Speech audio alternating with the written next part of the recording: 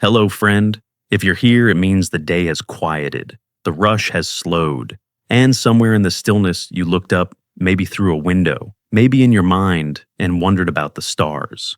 Tonight, we're going to talk about something small, something ancient, something you've seen 1,000 times but never quite understood.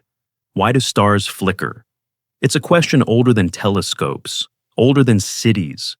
A question asked by shepherds in deserts, sailors on dark oceans, children lying in grass, staring up at a sky too big to name. And the answer: it's quieter than you think, softer, more beautiful, because stars don't really flicker at all. Before we drift into this, I want to say something.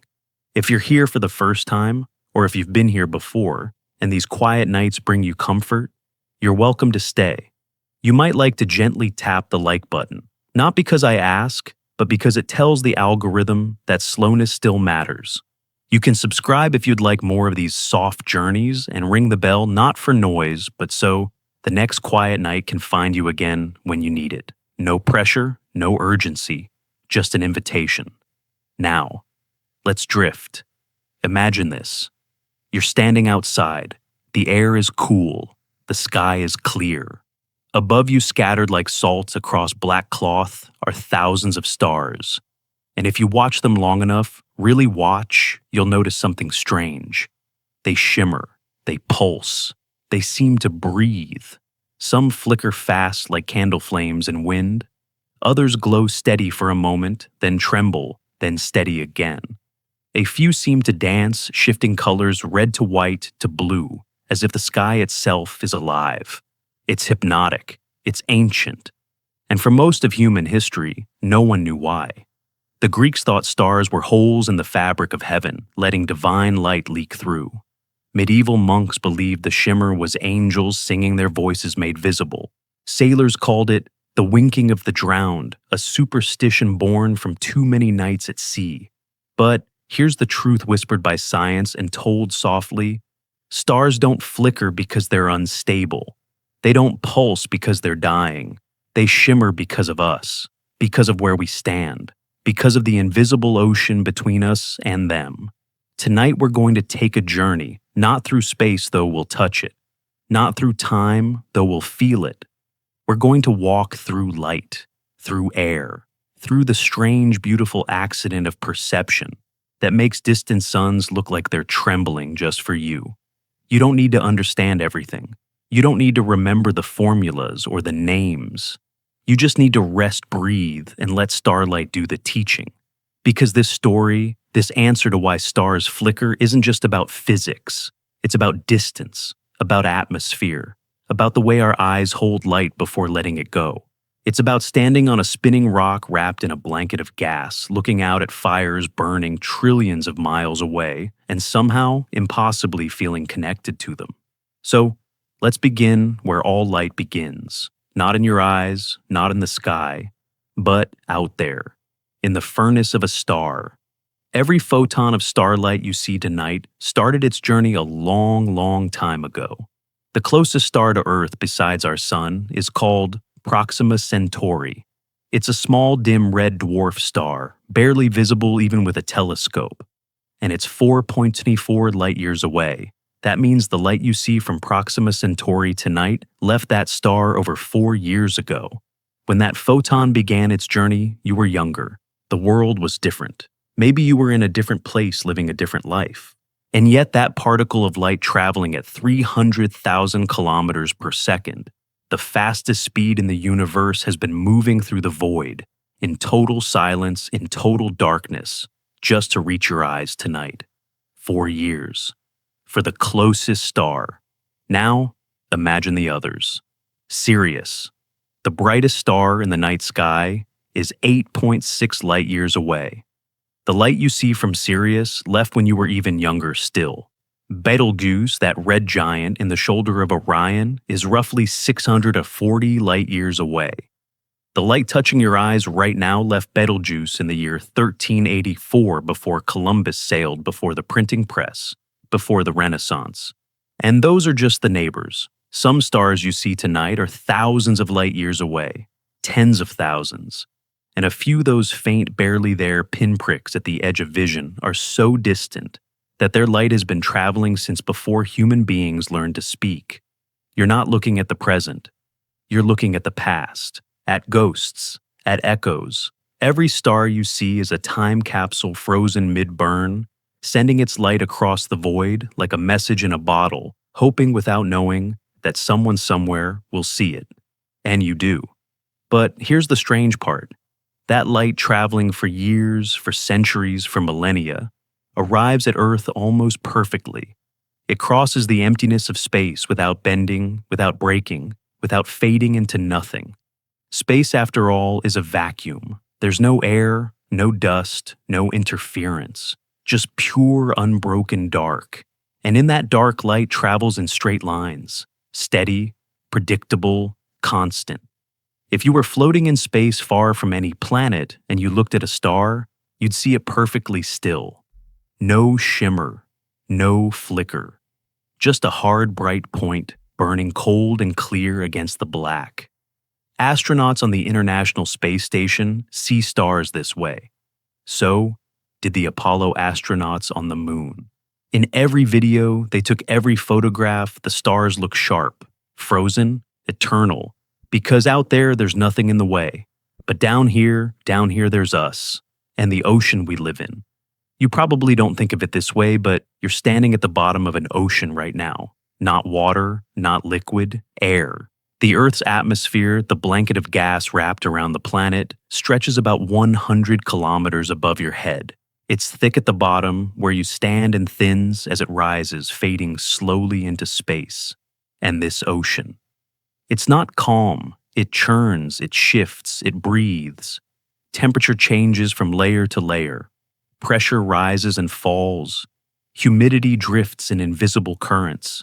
Wind moves at different speeds depending on altitude.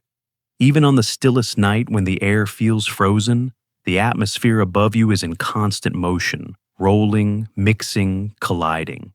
And every time a beam of starlight enters this invisible ocean, something happens. It bends. The scientific word is refraction.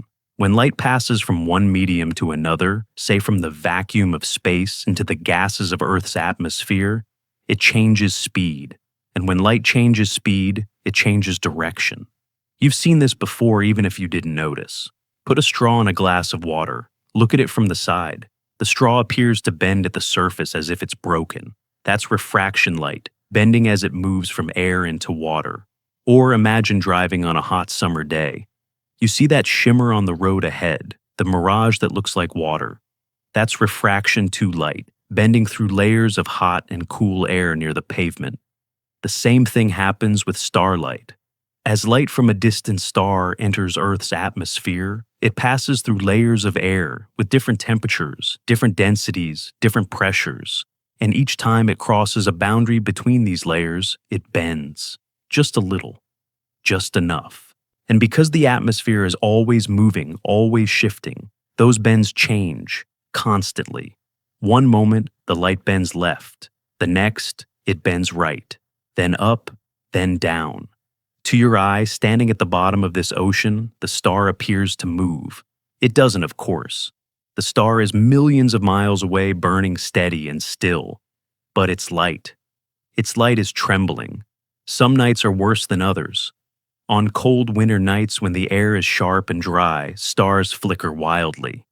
That's because cold air is denser than warm air, and the boundary between them is sharper. Light bends more dramatically at those sharp boundaries.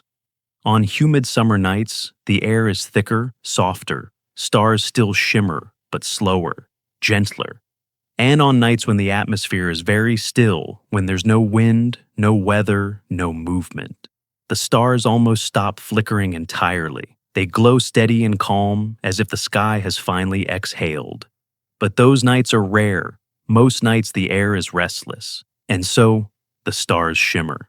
Now here's something strange. If you've ever looked at planets Venus, Mars, Jupiter, you might have noticed they don't flicker the same way stars do. Why? Because they're closer.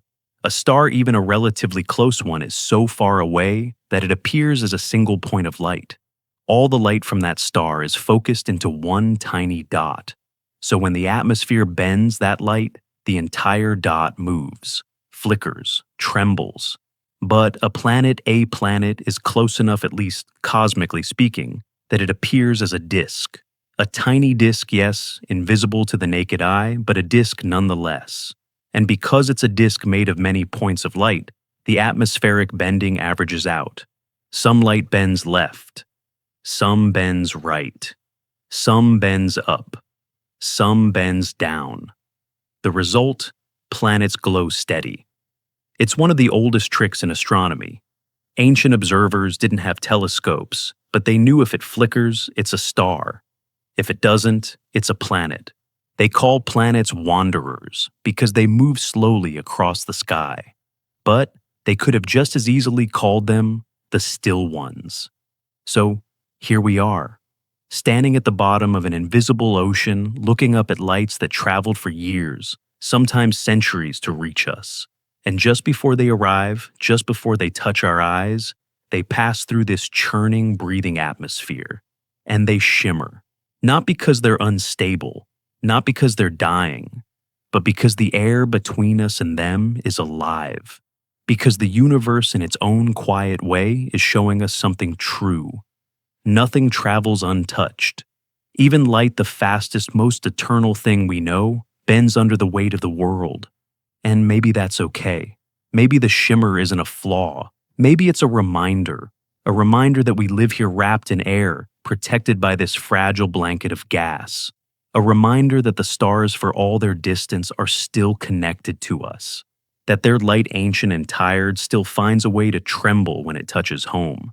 You don't have to understand the physics perfectly. You don't have to remember the names, refraction, scintillation, atmospheric turbulence. You just have to know this. The stars are still. But the sky breathes, and in that breath light dances. And tonight as you drift towards sleep, you can close your eyes and know somewhere above you, invisible and endless, that dance continues. For you, for everyone, for no one. Just light, just air.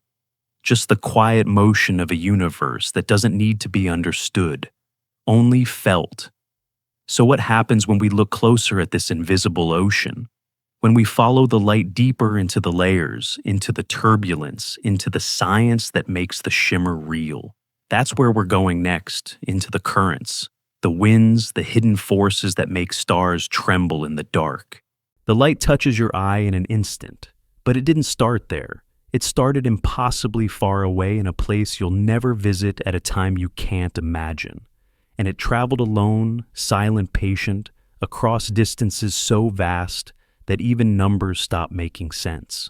Tonight we're going to follow that journey, not all of it that would take lifetimes, but enough to understand what it means when you look up and see a star. Enough to realize you're not just seeing light, you're seeing time. Let's start with the nearest star, not the sun that's too close, too familiar. Let's talk about the next one, the one after our own, Proxima Centauri. It's a small star, a red dwarf barely glowing tucked into a triple star system in the southern sky. If you were standing in the right part of the world with a telescope, you could just barely see it, a faint red dot, easy to miss. But here's what makes it extraordinary.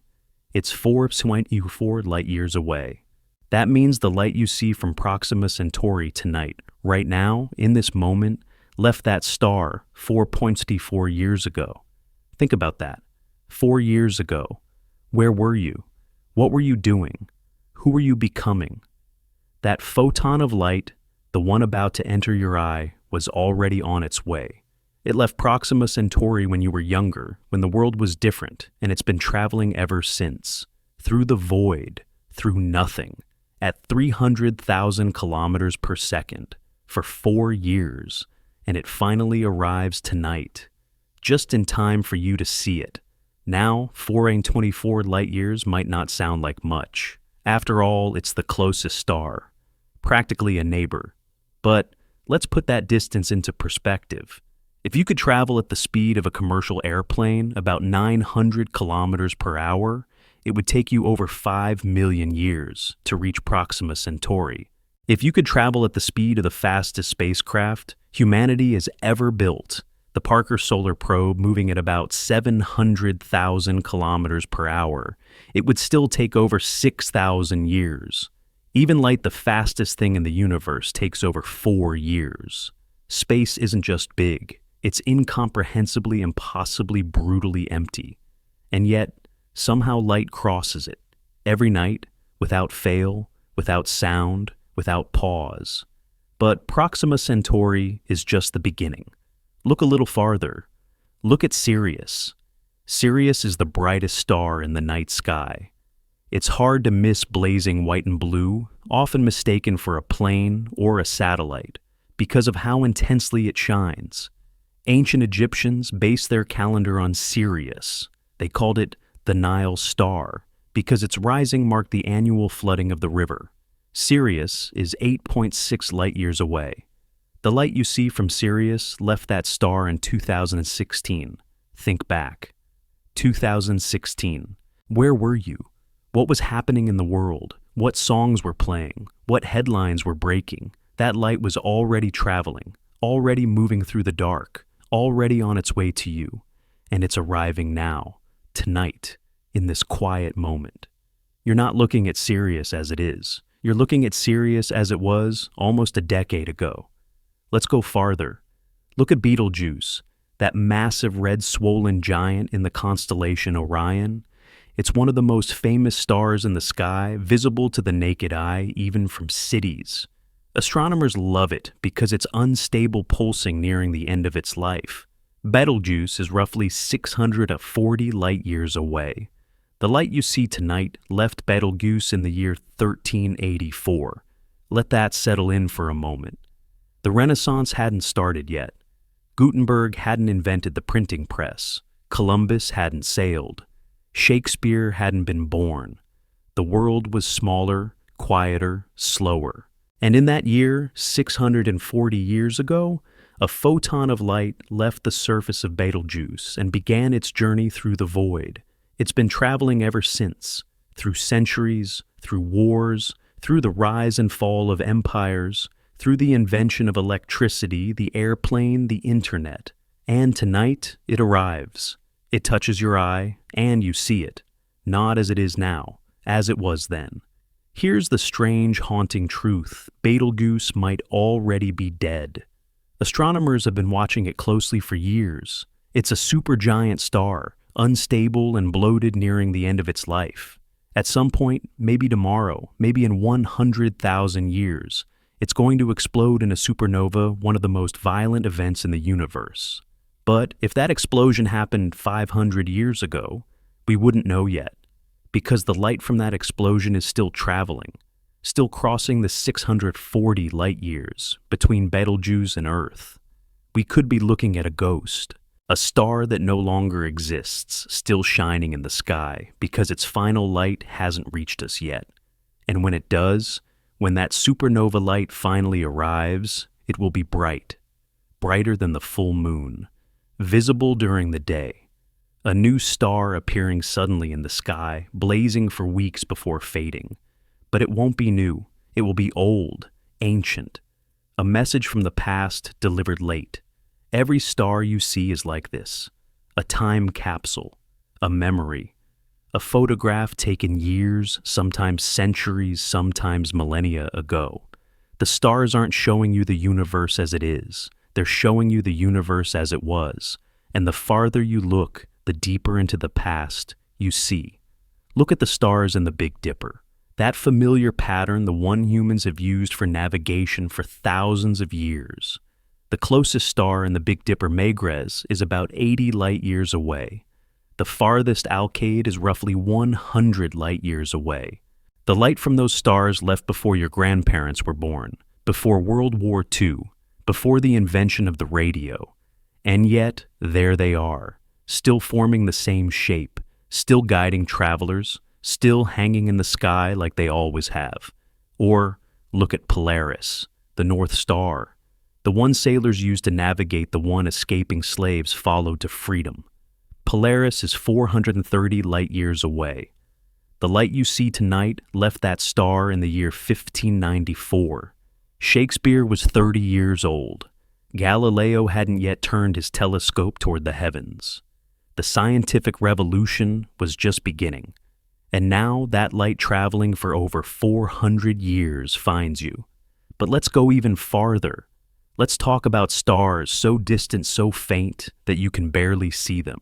Stars at the edge of naked eye visibility, hovering just above the horizon on the clearest nights.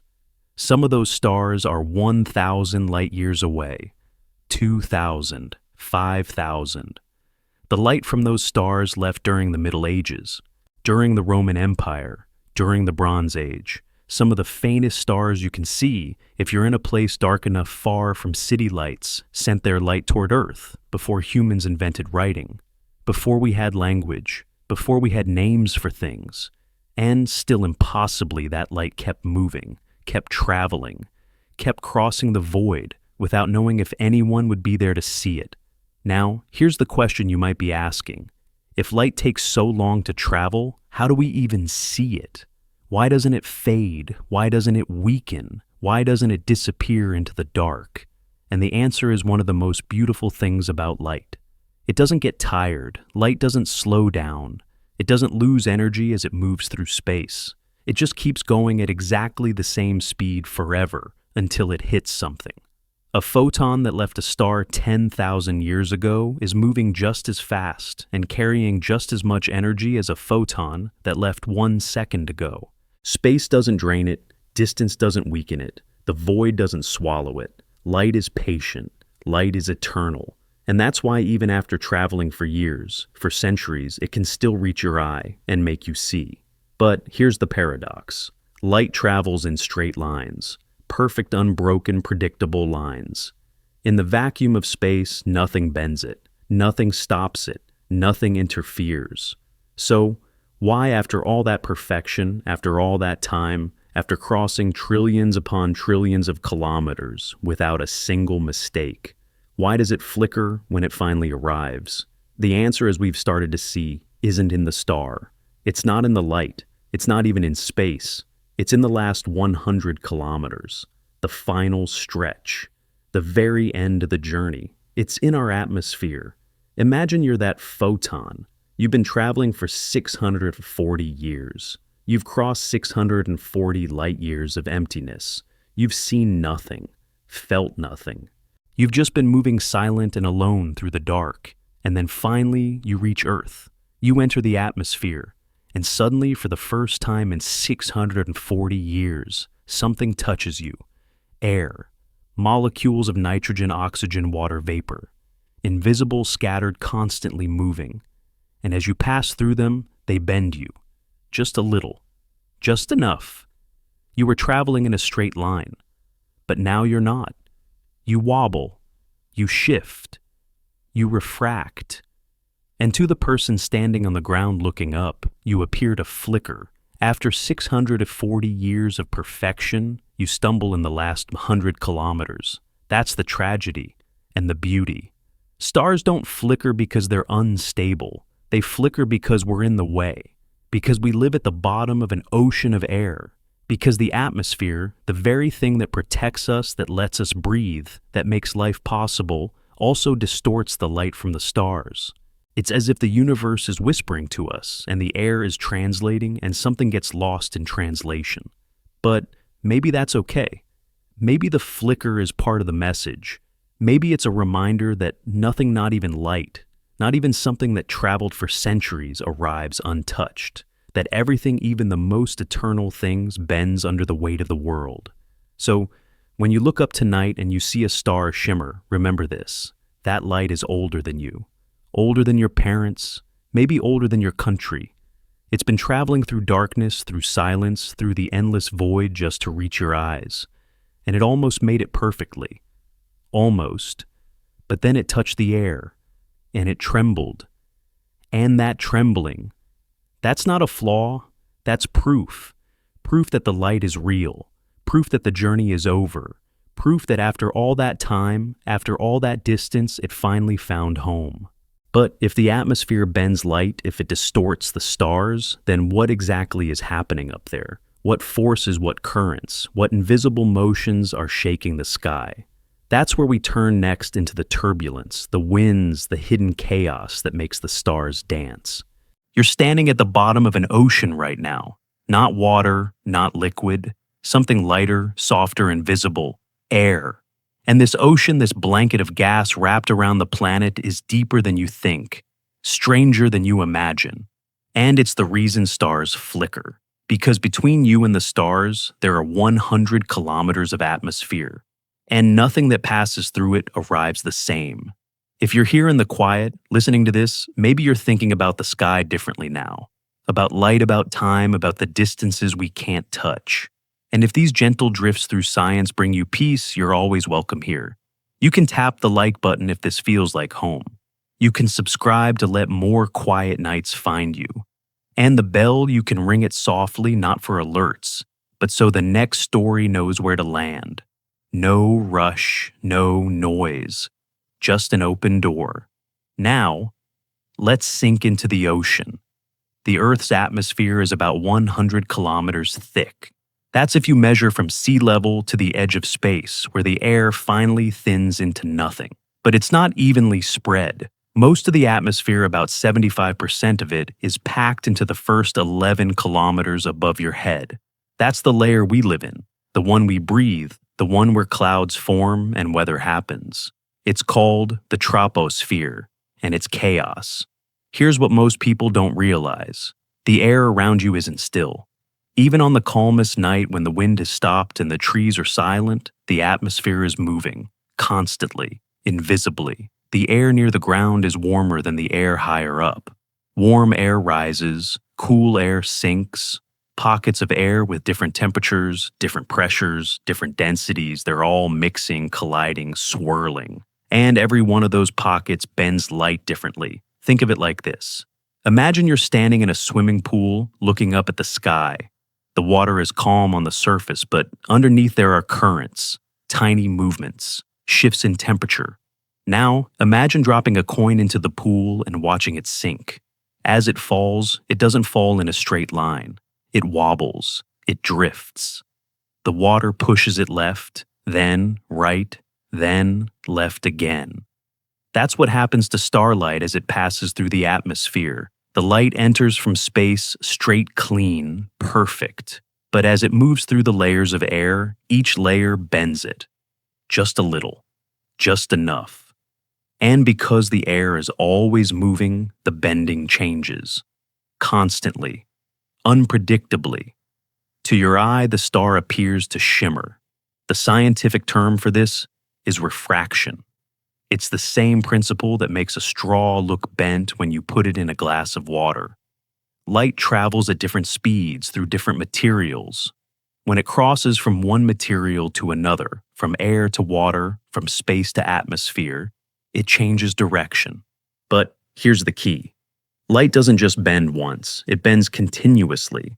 As starlight passes through the troposphere, it crosses dozens, maybe hundreds of invisible boundaries. Each one bends the light slightly differently.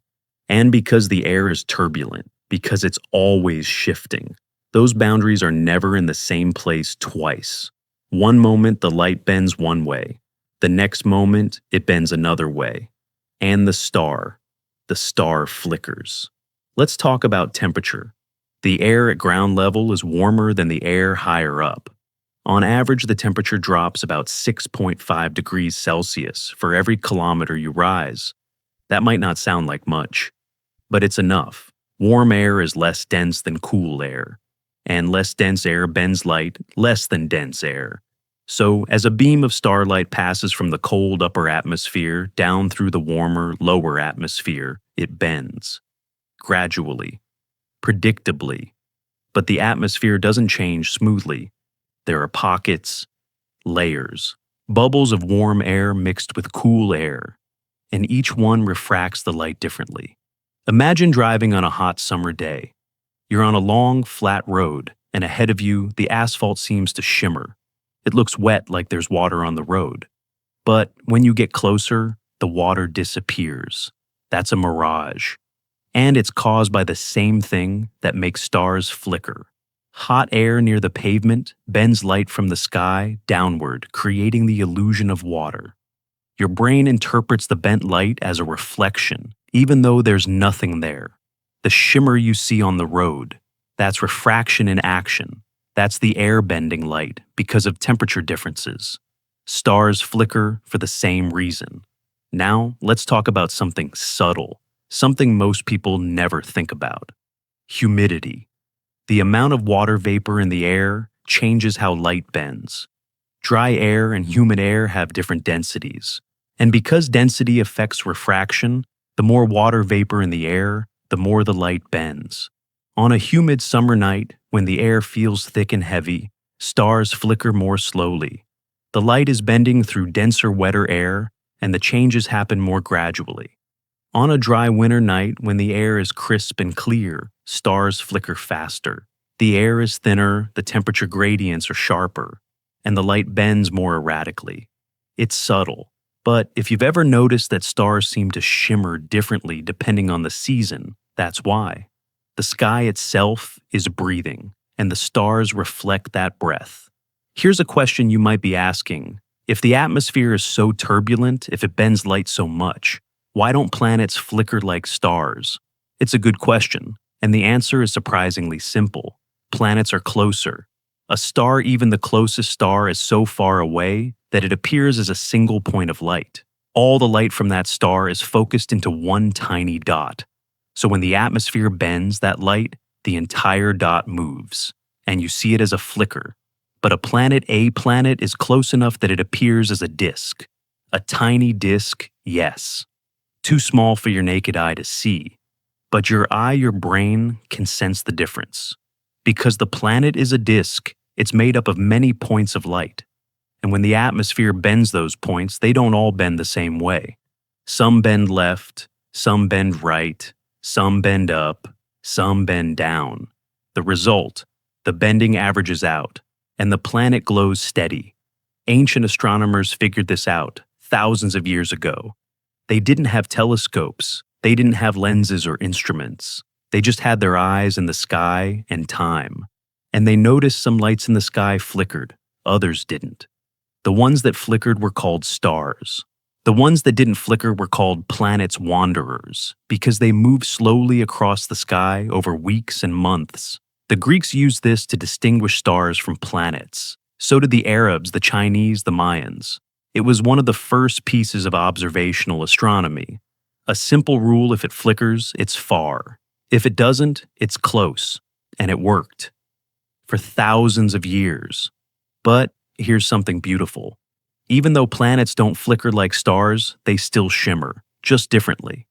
If you've ever looked at Venus on a clear evening, that bright, steady evening star hanging low in the west, you might have noticed something strange. It doesn't twinkle, but it does seem to pulse, gently, subtly.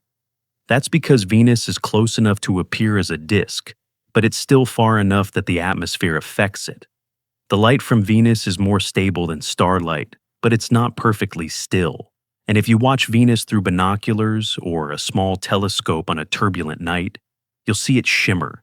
The edges of the disk seem to ripple like looking at something through water. That's the atmosphere. That's the invisible ocean, moving, breathing, bending light even from the planets. Now let's talk about position. Not the position of the star, the position of you. Where you stand, where you look, changes how much stars flicker. If you look at a star directly overhead at the zenith, it flickers less.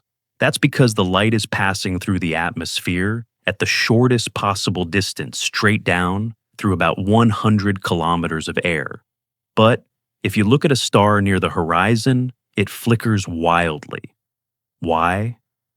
Because the light is coming in at an angle. It's passing through much more atmosphere, sometimes 30 or 40 times more before it reaches your eyes. Imagine looking through a window. If you look straight through, you see clearly. But if you look through the window at a steep angle, the glass distorts the view. You see reflections warping strange colors. The same thing happens with the atmosphere. Stars near the horizon pass through more air, more turbulence, more temperature gradients, more humidity. and they flicker like crazy. That's why stars low on the horizon often appear to change color red, then white, then blue, then red again.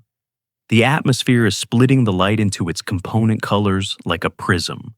It's called atmospheric dispersion, and it's the same reason the sun looks red at sunset. Here's a common mistake people make.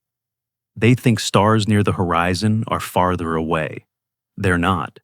A star near the horizon is exactly as far away as that same star when it's overhead.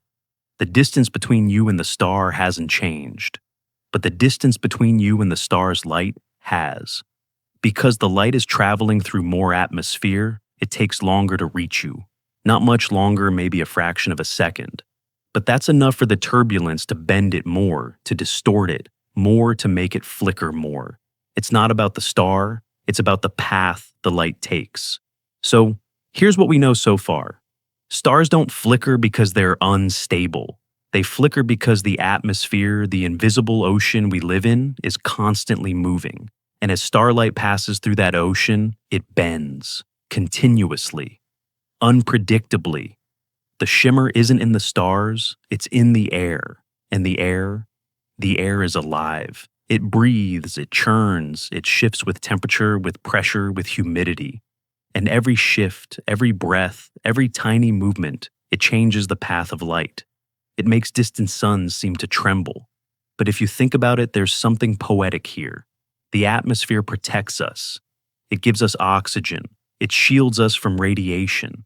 It keeps the planet warm enough for life. And yet, it also hides the stars from us. It blurs them. It makes them flicker, shimmer, dance.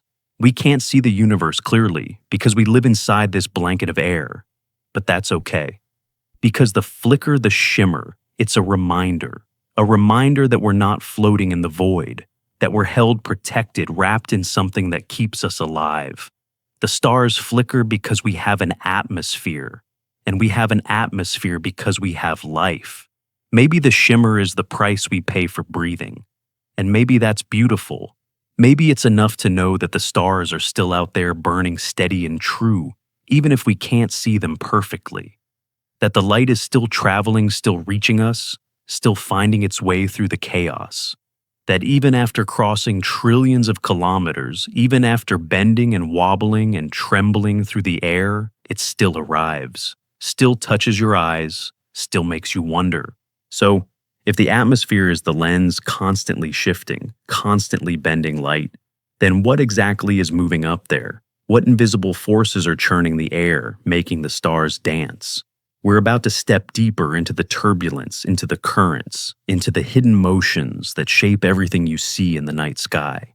The air above you is never still. Even now, even in this quiet moment, the atmosphere is moving, churning, colliding with itself in ways you can't see, can't feel, can't hear. And every one of those invisible motions changes the path of starlight. This is turbulence, the hidden dance. The reason stars don't just shimmer, they seem to breathe.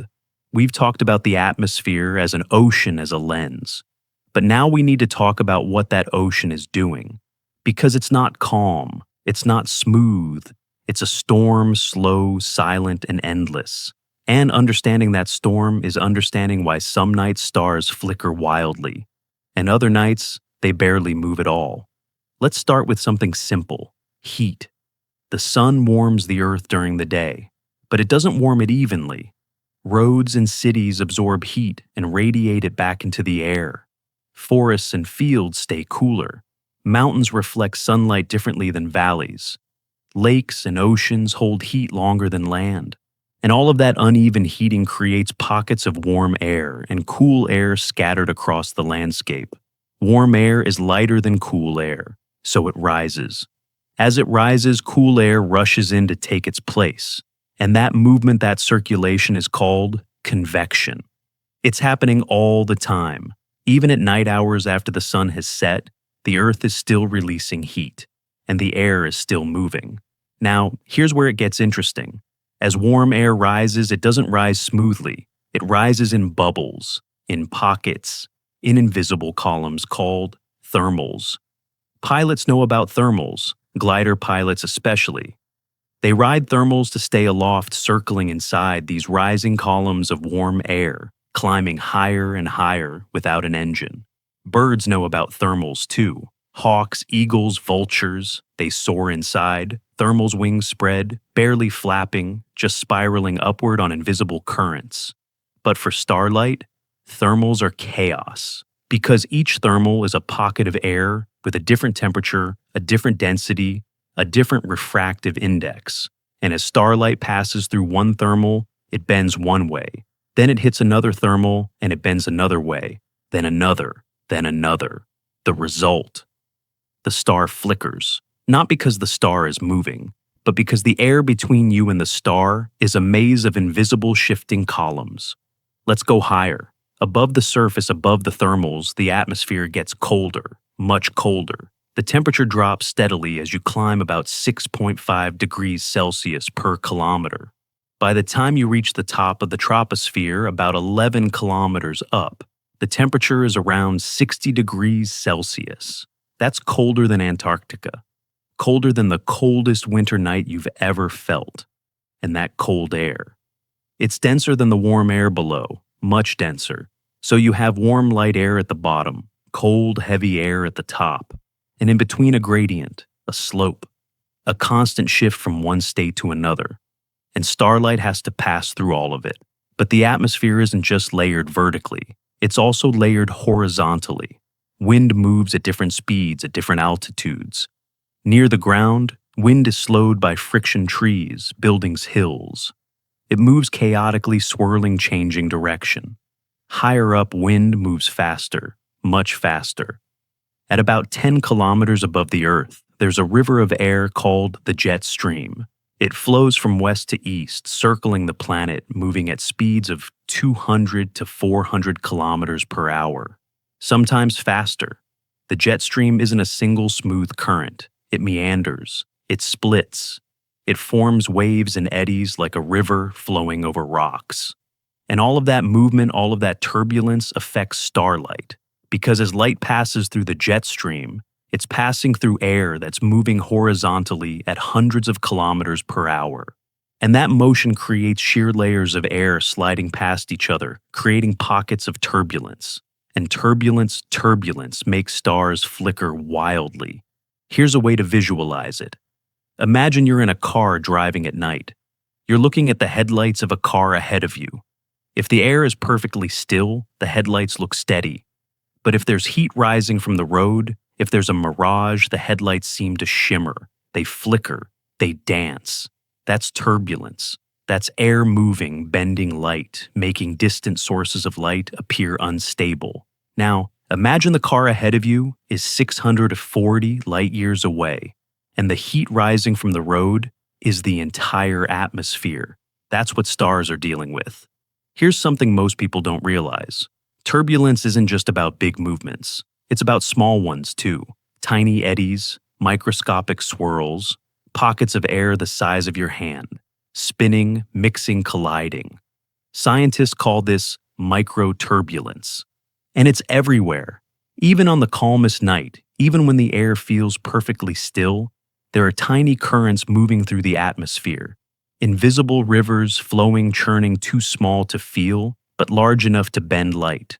And because these microturbulences are so small, they change fast, very fast. That's why stars don't just flicker slowly. They flicker rapidly, sometimes several times per second. The light is passing through hundreds, maybe thousands of these tiny eddies, and each one bends the light slightly differently, constantly, unpredictably. To your eye, the star trembles. Now, let's talk about seasons. You might have noticed stars flicker differently depending on the time of year. In winter, on cold, clear nights, stars seem to flicker wildly. They shimmer fast, changing color, dancing across the sky. In summer, on warm, humid nights, stars flicker more slowly, more gently, almost lazily. Why? Because the atmosphere behaves differently depending on the temperature. In winter, the air is cold and dry. The boundary between warm air near the ground and cold air above is sharp, very sharp. And sharp boundaries mean more refraction, more bending. more turbulence. In summer, the air is warm and humid. The boundary between layers is softer, gentler. The temperature gradient is more gradual. And gradual gradients mean less turbulence, less bending, steadier stars. So, if you want to see stars at their most chaotic, their most flickering, go outside on a cold winter night. Look at the stars near the horizon. Watch them dance. If you want to see them at their calmest, go outside on a warm summer night. Look at the stars overhead. Watch them glow steady and soft. The stars haven't changed. The atmosphere has. Here's a question. Have you ever noticed stars flickering more on certain nights? Nights when the weather feels strange, when the air feels restless. That's turbulence. That's the atmosphere telling you it's moving even when you can't feel it. Let's talk about weather. Weather and turbulence are deeply connected. Before a storm, the atmosphere becomes unstable. Warm air is rising. Cool air is sinking. Pressure systems are colliding. Winds are shifting. And all of that instability creates turbulence. So if you go outside on a night before a storm, before the rain starts, before the clouds roll in, you'll notice the stars flickering more than usual, wildly, erratically. That's the atmosphere preparing to erupt. Ancient sailors knew this. They used the stars to predict weather. If the stars were twinkling wildly, they knew a storm was coming. They didn't understand the physics. They didn't know about convection or refractive indices or microturbulence. But they understood the pattern. They understood that the sky in its own way was speaking, and they listened. Here's another common mistake. People assume that turbulence only happens during the day when the sun is heating the earth. But turbulence happens at night too. Even after the sun sets, the earth continues to release heat. Roads that were baked by the sun all day radiate warmth into the air. Buildings do the same. Lakes and oceans slowly cool, creating temperature gradients. And all of that creates convection, creates thermals, creates turbulence. In fact, some of the most beautiful star flickering happens in the hours just after sunset, when the earth is still warm, but the sky is already dark. The air is restless. The stars are trembling. It's chaos made visible. Now, let's talk about altitude. The higher you go, the less turbulence there is. Near the ground, the air is thick, warm, and chaotic. But as you climb up a mountain, up in an airplane, up towards space, the air thins. The turbulence decreases. That's why astronomers build telescopes on mountaintops. Mauna Kea in Hawaii, the Atacama Desert in Chile, the Canary Islands, La Palma. These places are chosen not just because they're dark, not just because they're far from cities. They're chosen because they're above much of the atmosphere, above the turbulence. At 4,000 meters above sea level, about halfway up Mauna Kea, you're already above 40% of the atmosphere. The air is thinner, the turbulence is less, the stars flicker less. It's not perfect. You're still inside the atmosphere, still dealing with air, still dealing with some turbulence. But it's better, much better. And the stars. The stars shine clearer, steadier, closer to how they really are. But even on a mountaintop, stars still flicker. Because you can't escape the atmosphere entirely, not unless you leave the planet. And that's exactly what astronomers did. In 1990, NASA launched the Hubble Space Telescope into orbit, not on a mountain, not in an airplane, in space, above the atmosphere, above the turbulence, above all of it. And for the first time, humanity saw stars the way they really are. No flicker, no shimmer, no trembling, just light. Pure, steady, unbroken. Hubble's images are sharper than anything taken from Earth.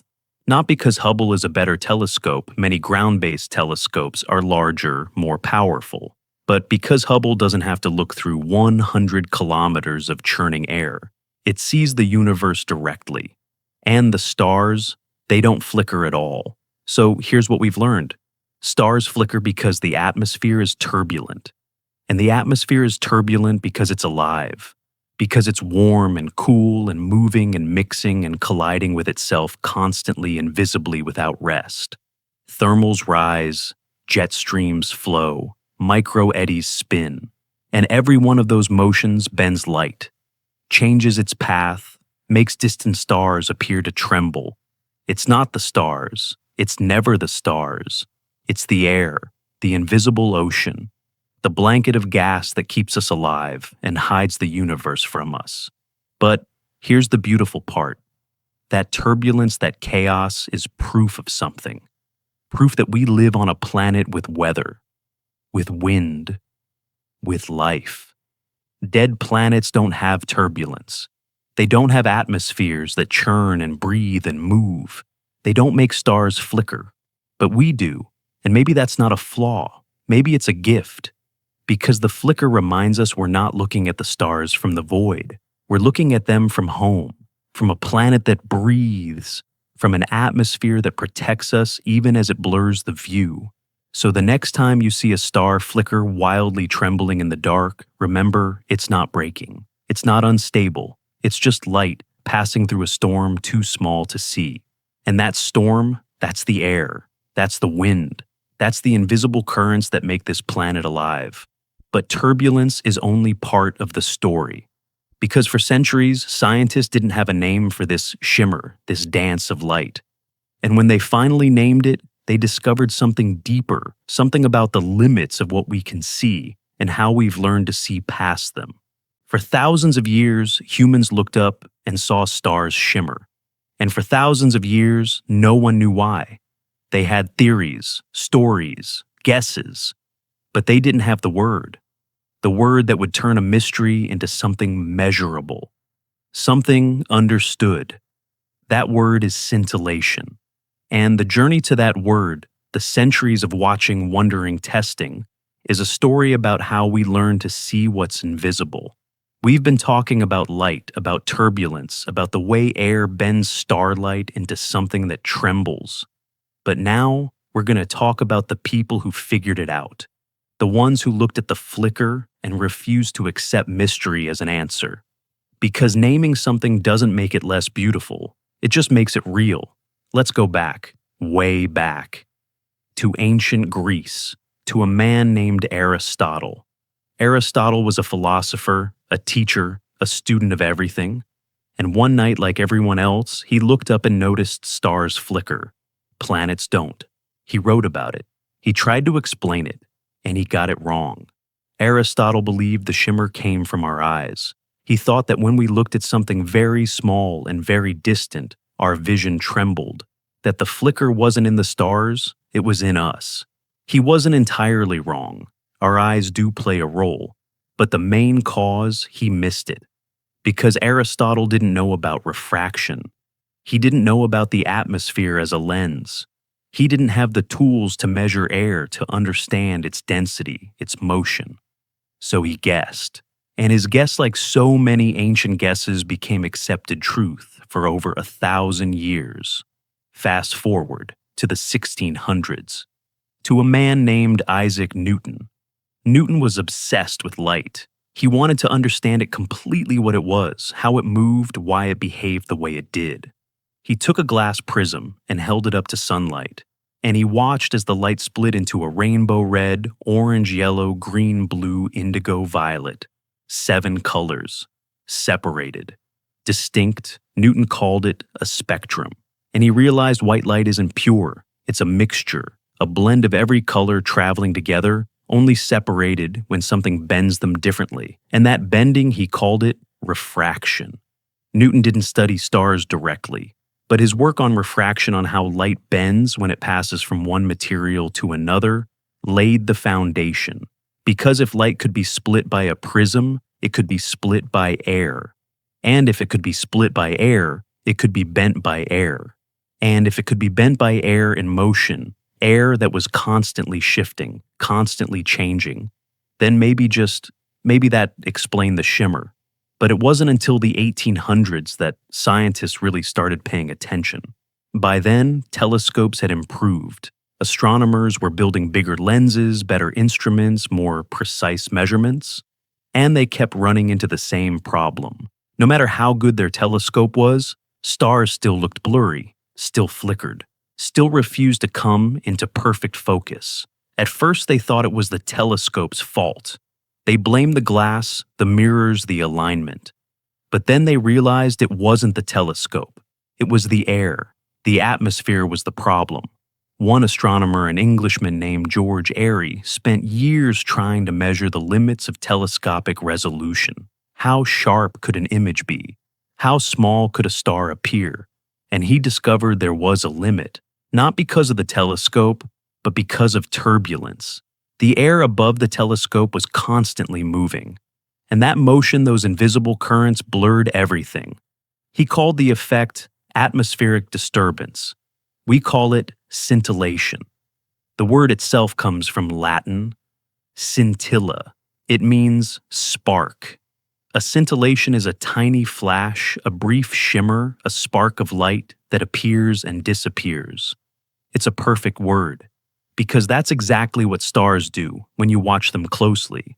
They don't just flicker, they sparkle. They pulse. They seem to flash again, like sparks in the dark. By the late 1800s, astronomers had a name for it: stellar scintillation, the twinkling of stars caused by atmospheric turbulence. It wasn't magic. It wasn't divine. It wasn't a flaw in human vision. It was physics.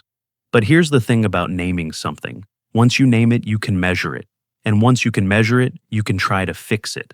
Astronomers realized if the atmosphere is the problem, then we need to either get above it or find a way to compensate for it. Getting above it. That took a while. We'll talk about that soon. But compensating for it. That started almost immediately. In the early 1900s, astronomers developed a new metric: seeing. Seeing is a measurement of how much the atmosphere distorts an image. It's measured in arc seconds, tiny fractions of a degree. Good seeing means the air is calm, the stars are steady, images are sharp. Bad seeing means the air is turbulent. The stars are flickering wildly, images are blurry. On the best nights at the best observatory, seeing might be 0.5 arc seconds. That's incredibly sharp, almost perfect. On bad nights, seeing can be 2 or 3 arc seconds. Everything is blurred, distorted, unusable. Astronomers became obsessed with seeing. They built observatories in places with the best seeing: high mountains, dry deserts, remote islands. They tracked the weather. They measured humidity, wind speed, temperature gradients, all to minimize scintillation, all to see the stars as clearly as possible. But even with the best seeing, stars still flickered. So scientists tried something radical. In the 1950s, an astronomer named Horace Babcock proposed an idea. What if we could build a mirror that changed shape, a mirror that adjusted in real time to compensate for atmospheric turbulence? It sounded impossible. Mirrors are solid, they're fixed, they can't just shift. But Babcock believed it could be done. He called it adaptive optics, and it would take 40 years to make it work. Here's how adaptive optics works. You point a telescope at a star. The light from that star is distorted by the atmosphere, bent, wobbled, blurred. But instead of just accepting that distortion, you measure it. You use sensors to detect exactly how the light is being bent. Then, and this is the brilliant part, you bend the mirror to counteract it. If the atmosphere is bending the light left, you bend the mirror right. If the atmosphere is bending the light up, you bend the mirror down. You do this hundreds of times per second, constantly, automatically, and the result, the distortion cancels out. The image sharpens. The star stops flickering. It's like wearing glasses that adjust themselves constantly to correct for a blurry world. The first adaptive optics system was installed in the 1990s. At first, it barely worked. The mirrors were too slow. The sensors weren't sensitive enough. But over time, they got better. Much better. Today, almost every major telescope on Earth uses adaptive optics. The mirrors are made of hundreds of tiny segments, each one controlled by actuators. Tiny motors that push and pull the mirror into the right shape.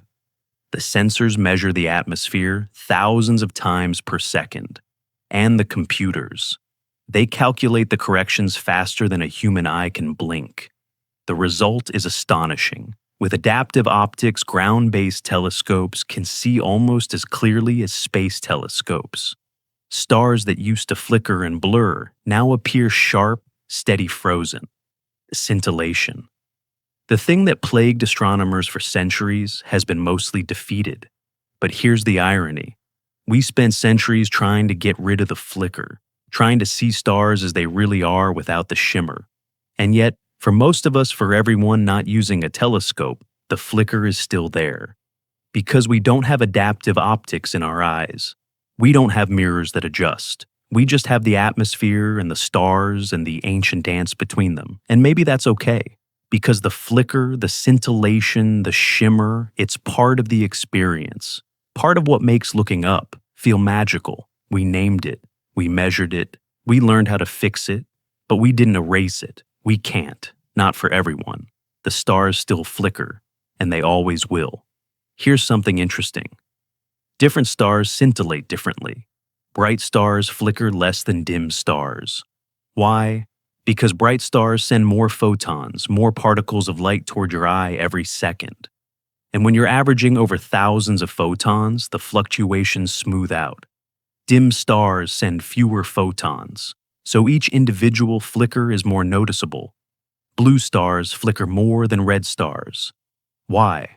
Because blue light has a shorter wavelength. And shorter wavelengths are refracted more strongly than longer wavelengths. So blue light bends more as it passes through the atmosphere, and more bending means more scintillation. That's why stars near the horizon sometimes seem to change color, flickering between red and blue and white. The atmosphere is splitting the light into its component colors, and those colors are scintillating at different rates. It's a prism, a natural prism made of air. Here's a question. Have you ever watched a single star for a long time, really watched it without looking away? If you have, you probably noticed it doesn't just flicker randomly.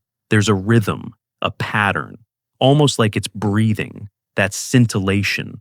That's the atmosphere pulsing, moving, bending light in waves. Now, let's talk about planets again. We've said planets don't scintillate as much as stars. And that's true.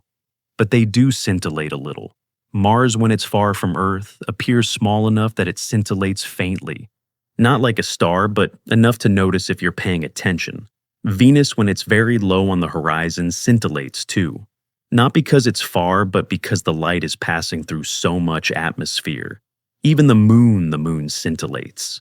Just barely. If you look at the edge of the moon with a telescope on a turbulent night, you'll see the edge ripple, shimmer, wave. That's scintillation.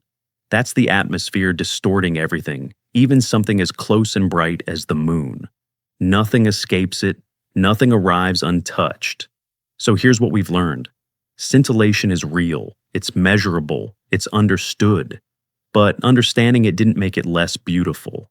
We know it's caused by turbulence. We know it's refraction. We know it's the atmosphere bending light, making stars tremble. And yet, when you go outside and look up, when you see a star flicker in the dark, it still feels like magic. Because knowing how something works doesn't erase the wonder. It just adds layers. You're not just seeing a star. You're seeing a star through 100 kilometers of churning air, through invisible currents, through micro eddies, through a storm too small to feel. You're seeing time light that traveled for years, for centuries, just to reach you. You're seeing physics refraction, turbulence, the bending of light through a lens made of gas. And you're seeing beauty, the shimmer, the spark, the scintillation, all at once. We named it, we measured it, we learned to correct for it, but we didn't tame it, and maybe we never will. Because the flicker isn't a problem, it's a reminder. A reminder that we're standing at the bottom of an ocean looking up at fires burning in the void. A reminder that light, even light that traveled forever, still bends when it touches home. But if the atmosphere is the lens constantly shifting, constantly bending light, then where you stand matters too. Because the higher you climb, the thinner the air. And the thinner the air, the stiller the stars. That's where we're headed next, into elevation, into perspective, into the places where the sky begins to quiet. If you want to see stars without the shimmer, you have to climb. Not metaphorically, literally. You have to leave the thick air behind. You have to rise above the turbulence, above the warmth, above the breath of the planet. Because where you stand changes everything.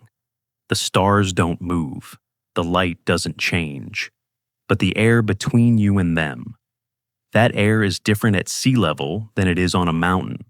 Different in a city than in a desert. Different at the equator than at the poles. And those differences, those small shifts in elevation and location and geography, completely change how stars flicker. We've been talking about the atmosphere as if it's the same everywhere, but it's not. The air above a beach in Florida is nothing like the air above a peak in the Andes. And the stars seen from those two places shimmer in completely different ways. So, let's climb, let's move, let's see what happens when you change your perspective, not just where you look, but where you look from. Let's start with something you've probably experienced. You're standing outside looking at the stars, and you notice some stars flicker wildly, others barely move at all. What's the difference? Position. A star directly overhead at the zenith flickers much less than a star near the horizon. Why? Because of the path the light takes. When you look straight up, the light from that star is passing through the atmosphere at the shortest possible distance. It's traveling straight down through about 100 kilometers of air before reaching your eyes. But when you look at a star near the horizon, the light is coming in at a steep angle. It's not traveling straight down anymore. It's traveling horizontally through much more atmosphere. How much more? At the horizon, starlight passes through about 38 times more atmosphere than it does at the zenith. 38 times. That's not a small difference. That's a massive difference. Imagine you're looking through a window. If you look straight through the glass perpendicular, you see clearly. The glass is thin. The distortion is minimal. But if you tilt your head and look through the glass at a steep angle, the view warps. You see reflections. Colors shift. The glass which seemed clear before now bends everything. The atmosphere works the same way. When light comes straight down, it passes through a relatively thin layer of air. The distortion is small, but when light comes in at an angle, when it grazes through the atmosphere almost parallel to the Earth's surface, it passes through layer after layer after layer of air, and each layer bends the light, again and again and again. The result, stars near the horizon flicker like crazy. But it's not just flickering, it's color. If you've ever watched a star near the horizon, really watched it, you've probably noticed something strange. It changes color. One moment it's white, the next it's red, then blue, then red again. It seems to pulse through the spectrum, cycling through colors faster than seems possible. That's called chromatic scintillation. And it's caused by the same thing that makes prisms work. Different colors of light bend differently when they pass through air. Red light, with its longer wavelength, bends less. Blue light, with its shorter wavelength, bends more. So when starlight passes through the turbulent atmosphere at a steep angle, the red and blue components of the light get separated, refracted in slightly different directions.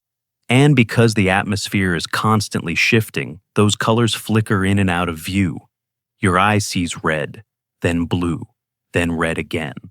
It's the same light, the same star, but the atmosphere is splitting it apart like a prism made of wind. This is why the sun looks red at sunset. During the day when the sun is overhead, it looks white or maybe slightly yellow. But at sunset, when the sun is at the horizon, it turns orange, then red, then deep blood red. That's not because the sun is changing, it's because the light is traveling through so much atmosphere that the blue wavelengths are scattered away, and only the red wavelengths make it through. The same thing happens with stars. But because stars are so much dimmer, the effect is more subtle. Instead of the whole star turning red, it just flickers between colors. A tiny prism, a tiny rainbow, trembling in the dark. So, if position matters, if looking straight up is better than looking at the horizon, Then the next question is obvious. What if you go higher? What if you climb a mountain? What if you get above some of the atmosphere? The answer, the stars steady. The higher you climb, the less atmosphere there is above you. And the less atmosphere there is, the less turbulence, the less bending, the less scintillation. At sea level, you're at the bottom of the atmospheric ocean. The air is thick, heavy, full of moisture. But at 3,000 meters, 4,000 meters, the air is thin, dry, cold, and the stars. The stars begin to calm. This is why astronomers build observatories on mountaintops. Not just because it's dark up there, not just because it's far from cities, but because the atmosphere is thinner. Mauna Kea in Hawaii sits at 4,205 meters above sea level. About 40% of the Earth's atmosphere is below it. The Atacama Desert in Chile, home to some of the world's most powerful telescopes, sits at 5,000 meters.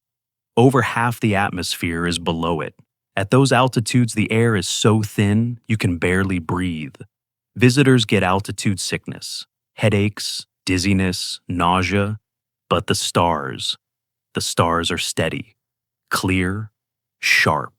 The seeing the metric astronomers use to measure atmospheric distortion is often better than 0.5 arc seconds.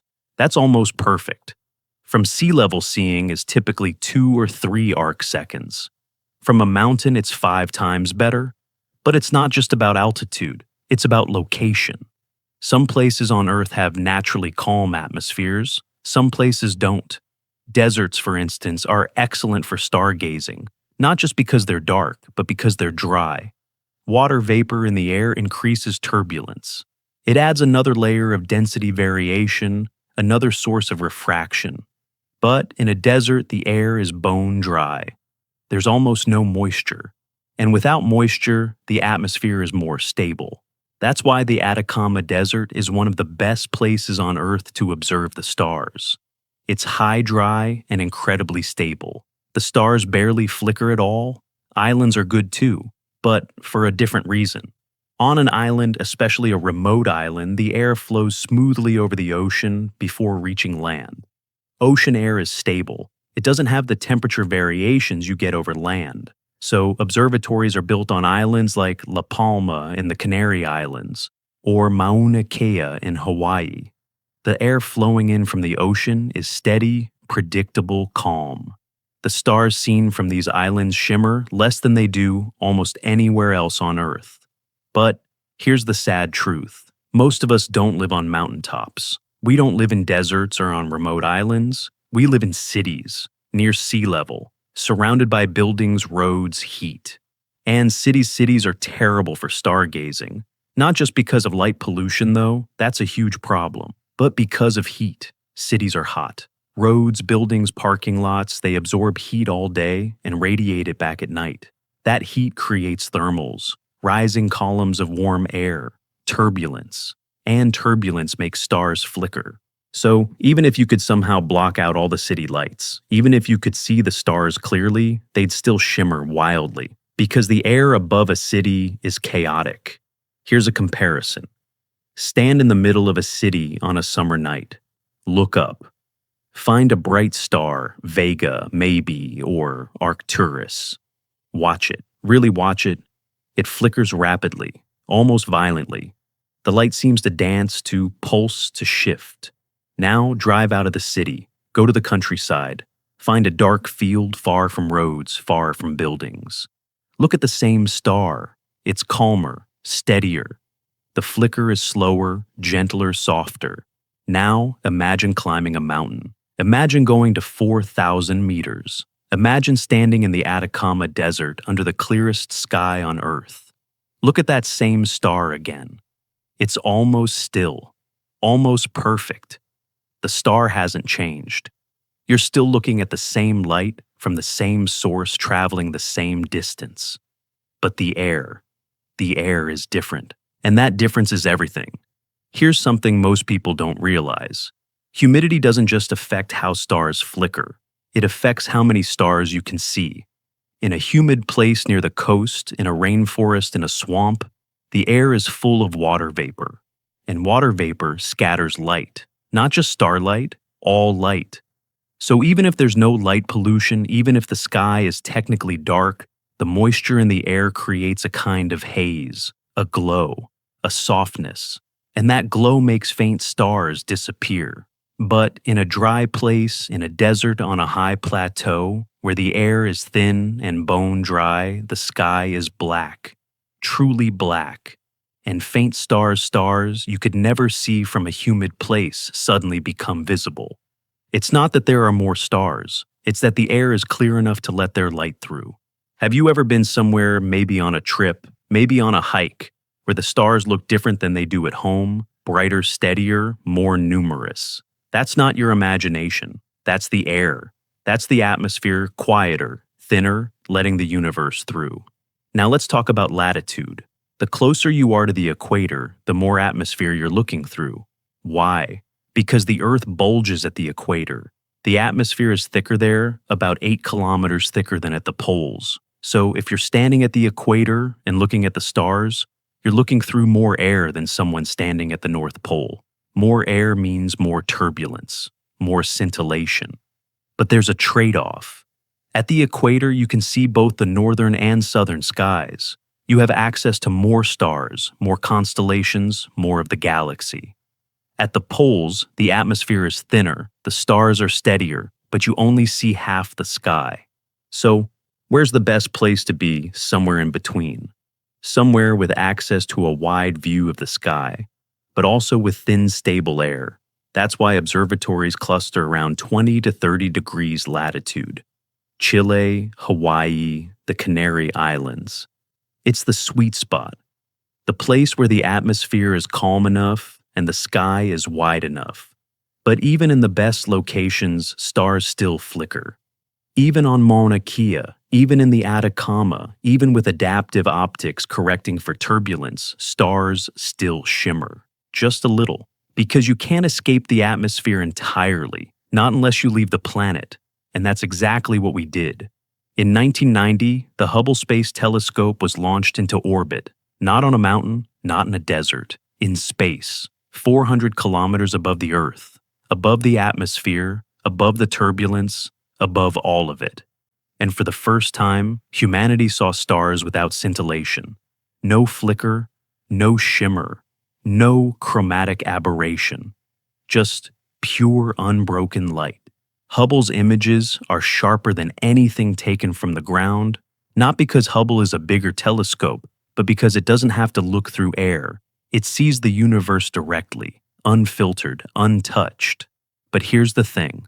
We can't all go to space. We can't all orbit the Earth floating in the void looking at stars through vacuum. Most of us are stuck down here, at the bottom of the ocean. And that's okay. Because the flicker, the shimmer, the scintillation, it's not a flaw, it's proof. Proof that we live on a planet with an atmosphere, with air, with life.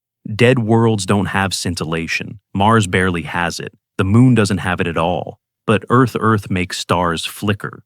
And maybe that's beautiful. So the next time you look up, think about where you're standing. Think about the air above you, thick or thin, dry or humid, calm or turbulent. Think about the elevation, the latitude, the geography. All of it matters. All of it shapes what you see. The stars are the same, but the view. The view depends on where you stand, and maybe that's a reminder. Perspective matters. Location matters. Where you are changes what you see, not just in astronomy, in everything.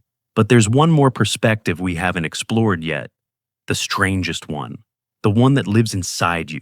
Because the flicker isn't just in the stars or the air, it's also in your eyes and your brain, in the way you hold light before letting it go.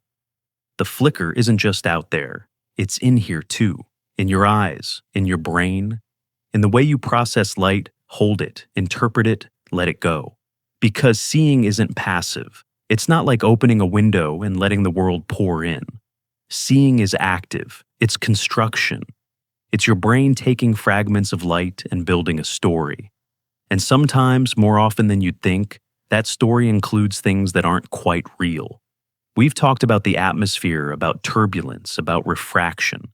All of that is real. All of that happens outside your body in the air between you and the stars. But there's another layer, a quieter one, a stranger one, the layer that happens inside you. Let's start with something simple. Your eyes aren't cameras. Cameras capture an image instantly. Click, done. The light hits the sensor and the picture is made. But your eyes take time. When light enters your eye, it hits the retina, a thin layer of cells at the back of your eye. Those cells convert light into electrical signals, and those signals travel to your brain. But the conversion isn't instant, and the signals don't travel instantly. There's a delay, a tiny delay, a fraction of a second. And during that delay, your brain is filling in the gaps. It's predicting what you're seeing. It's smoothing out the rough edges. It's making guesses. And sometimes those guesses are wrong. Here's an example you've probably experienced. You're looking at a star, a bright one, and you blink.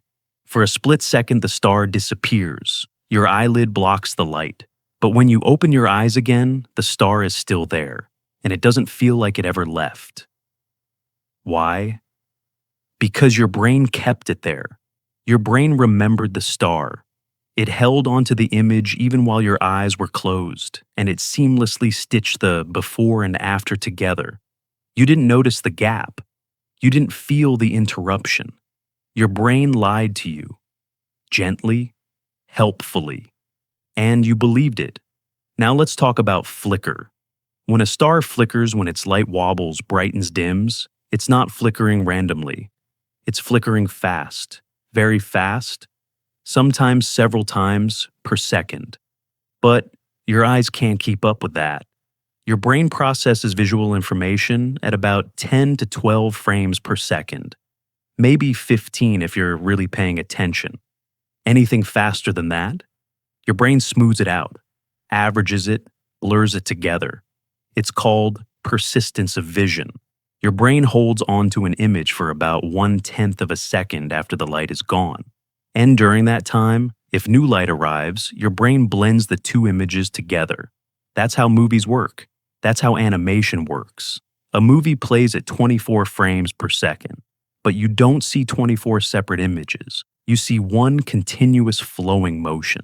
Because your brain is filling in the spaces between the frames, the same thing happens with stars. When a star flickers 5 times in 1 second, you don't see 5 distinct flickers. You see one smooth, trembling glow. Your brain is averaging the light, smoothing it out, making it feel continuous even though it's not. So, the flicker you see, it's not exactly the flicker that's happening. It's your brain's interpretation of the flicker. It's softer, slower, more dreamlike. Here's where it gets strange. Your eyes don't see the entire image at once. You think they do. It feels like they do, but they don't. Your eyes have a small area in the center, the fovea, where vision is sharp. That's where you see detail, color clarity. But the edges of your vision, the periphery, it's blurry, low resolution, almost useless. Your brain hides this from you. It takes the sharp image from the center and the blurry image from the edges, and it stitches them together into one seamless picture. It makes you think you're seeing everything clearly all at once. But you're not. You're only seeing clearly where you're looking. Everything else your brain is guessing. This matters for stars. If you stare directly at a faint star, it often disappears. You look right at it, and it vanishes. But if you look slightly to the side, if you use your peripheral vision, the star comes back. Why? Because the center of your eye, the fovea, is packed with cells called cones. Cones are great for color and detail, but they're terrible in low light. The edges of your eye, though, they're packed with cells called rods. Rods are useless for color, but they're excellent in low light. So if you want to see a faint star, you have to not look at it. You have to look away. Astronomers call this averted vision, and it's one of the oldest tricks in stargazing. Ancient sailors knew it. Medieval monks knew it. Anyone who spent enough time looking at the night sky figured it out eventually. Don't stare. Glance. But here's the paradox. When you use averted vision, when you see a star out of the corner of your eye, it flickers more. Why? Because your peripheral vision is faster. It's more sensitive to motion, to change, to flicker. Your peripheral vision evolved to detect threats, movement, something darting in the shadows. So it picks up on rapid changes in light, changes your central vision would smooth over. That means a star seen out of the corner of your eye appears to flicker wildly. But when you turn to look at it directly, it steadies. Not because the star changed, but because your eye changed. Your brain changed the way it's interpreting the light. There's another phenomenon, a stranger one. Sometimes when you're staring at a star, it starts to move. Not flicker, move. It drifts, slowly, across the sky. You watch it for a few seconds and you swear it's shifting, left, then, right, then up. But it's not moving. The star is perfectly still. So, what's happening? It's called the autokinetic effect. When you stare at a single point of light in complete darkness with no reference points, no frame, no context, your brain loses track of where it is. Your eyes make tiny involuntary movements called microsaccades.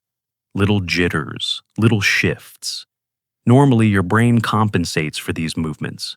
It knows your eyes are moving, so it adjusts the image to keep it stable. But when there's only one point of light with nothing else to anchor it, your brain gets confused. It thinks the light is moving when really your eyes are. So, the star appears to drift, to wander, to float across the sky. It's an illusion, a trick of perception. But it feels real. Pilots know about this, especially pilots flying at night over the ocean. They're trained to never fixate on a single light. Because if they do, the light will seem to move, and they'll think they're tilting, turning, losing altitude. It's caused crashes. It's caused deaths. Because the brain given just one point of reference will lie. Here's a question. Have you ever stared at a star so long that it seemed to pulse or drift or change in ways you couldn't explain? That's not the star. That's you. That's your brain trying to make sense of something too small, too far, too faint. Now, let's talk about something you've definitely experienced. Floaters. Those little shapes that drift across your vision. Tiny dots, threads, squiggles. They're not in the world. They're in your eye. Floaters are small clumps of protein or cells suspended in the vitreous, the gel-like substance that fills your eyeball. They cast shadows on your retina. And those shadows look like moving shapes. Most of the time, you don't notice them. Your brain filters them out. But when you're looking at something bright and uniform, like the sky, they become visible. And at night, when you're looking at stars, floaters can look like stars. You'll see a faint dot drift across your vision. You'll think it's a satellite, a shooting star, a UFO. But it's not. It's just a piece of protein floating inside your eye. There's also something called phosphinies. Phosphinies are flashes of light that you see even when no light is entering your eye. They're caused by pressure on the retina or by random firing of the neurons in your visual system. If you close your eyes and press gently on your eyelids, you'll see phosphines, flashes, patterns, shapes. They're not real. They're just your visual system misfiring, creating the sensation of light where none exists. And sometimes late at night, when you're staring at the stars in total darkness, you'll see a flash, a brief spark of light. You'll think it's a meteor, a satellite, something out there. But sometimes it's just a phosphine, just your brain flickering on its own. So, here's the truth. Not everything you see in the night sky is real. Some of it is the atmosphere, some of it is refraction, some of it is turbulence. But some of it is you, your eyes, your brain, your nervous system constructing a version of reality that isn't quite accurate. And that's okay. Because seeing has never been about perfect accuracy. It's about survival. It's about making quick decisions with incomplete information. Your ancestors didn't need to see the stars perfectly. They just needed to see them well enough to navigate, to track time, to tell stories. And so, your eyes evolved to be good enough, not perfect, just good enough. But here's the beautiful part. Even though your eyes lie, Even though your brain fills in gaps and smooths out flickers and makes stars drift when they're standing still, it still works. You still see the stars. You still feel their light. You still look up and feel small and connected and alive. Because the flicker, the shimmer, the slight unreality of it all, that's part of the magic. Your eyes aren't telescopes. They're not cameras. They're not scientific instruments. They're storytellers. They take fragments of light, ancient bent trembling, and they turn it into experience, into wonder, into something that makes you stop and look up and forget for a moment about everything else. So, the next time you look at a star, remember, you're not seeing it as it is. You're seeing it as your brain has decided it should be: smoothed, averaged, interpreted, constructed. And that's okay, because the star is still there. The light is still real. And the story your eyes are telling you, flickering, drifting, pulsing in the dark, that's real too. Ancient sailors used stars to navigate. They didn't need perfect vision. They didn't need to see the stars exactly as they were. They just needed to see them well enough to find their way home. And they did. For thousands of years across oceans under skies full of flickering, trembling, imperfect light, they found their way. Because the stars even distorted, even filtered through air and eye and brain, they're still enough. They're still there, still guiding, still shining, still holding the night together. But all of this, the atmosphere, the turbulence, the eye, the brain, all of it assumes one thing: that we're standing on Earth, that we're looking up through air, that we're wrapped in this blanket of gas that bends and hides and distorts.